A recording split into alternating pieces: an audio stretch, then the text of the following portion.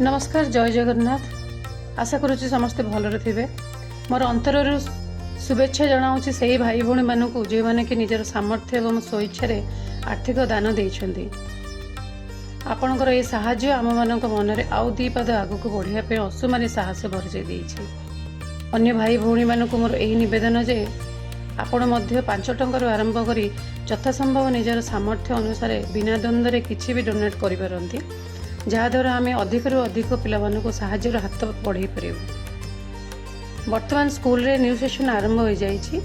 Nil Rohit educational and charitable trust तरफ हजार हजार संख्यक नीडी स्टूडेंट मानकु खाता बही एवं लेखनी सामग्री एप्रिल रु मे मास मध्य बांटिबार व्यवस्था रही। आपण मध्य आपणकर यथासंभव साहाय्यर हाथ बढ़ाई से पिलामानकु साहाय्य करिपारिबे।